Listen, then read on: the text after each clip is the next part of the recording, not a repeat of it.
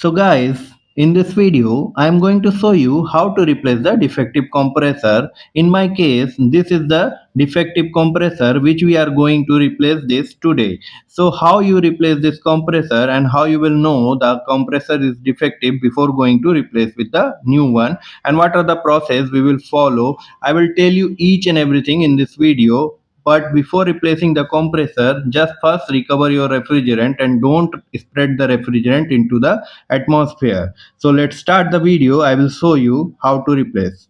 So first front seat the suction and discharge valve, and after that slowly open the discharge valve, and then you have to open this suction valve slowly. Don't destroy the union, just open the slowly, and then you have to open this number 3 valve which I show you before in this video. So number 3 valve you have to open slowly, and after that number 4 valve of the reefer compressor, this is the number 4 valve, you have to open this slowly. So 4 valves you have to total open, and how you open, you have to put back once you put the new reefer compressor, same you have to open. Then you see this is the temperature sensor wire, you have to cut this wire from the old compressor, and once you put the new compressor, then you have to connect with this one. Okay, and after that I am going to remove this motor connection. You see this is the motor, we are going to remove this motor connection. So take out the connection of the reefer compressor. So just open this first box, and once you open this box, first remove the earthing cable. So with the help of ratchet, just remove this wire and then disconnect this plug from the compressor.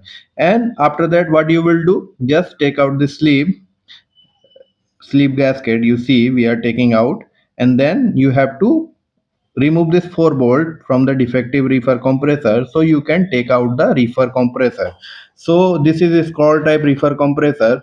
So you see we are just open this 4 bolts, and after that we will take out this scroll compressor from this position. So how we know our compressor is bad? You see when we check this resistance in two terminal, it's showing 44.2. With the another terminal, it's showing some kilo ohm, so it not should be like this. When you put the new compressor, you will see 3 ohms or 2.3 ohms in all the terminal windings like this. I will show you with the new one kilo ohm, so it's not good. Okay, now I am showing you new compressor, how you can check new compressor is good, and what the ohms will be showing here.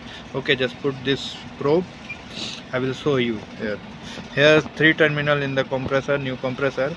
Once they put in the winding, it will show, you see 2.5 ohm. Change another terminal. Okay, you see it's 2.5 terminal with each terminal.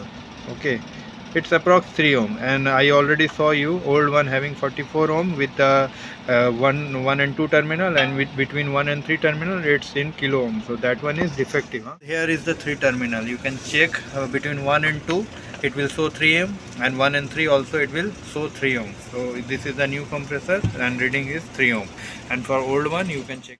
So we take out the defective compressor and we fix back the new compressor here, and you have to connect as it is how you remove the connection. So just connect all the 4 valves with the new compressor, and then you have to connect this wirings of the compressor, it means this plug you have to connect here, and then you have to connect this temperature sensor with the new reefer before we cut this wire.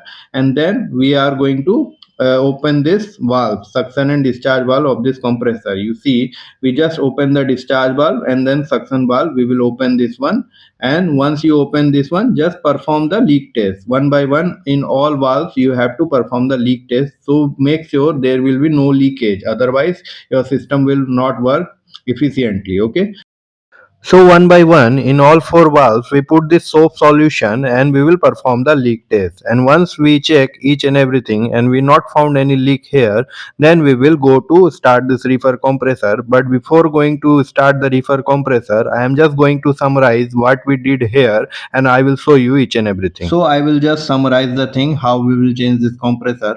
So before going to start this reefer compressor, I will just summarize you here what we did here.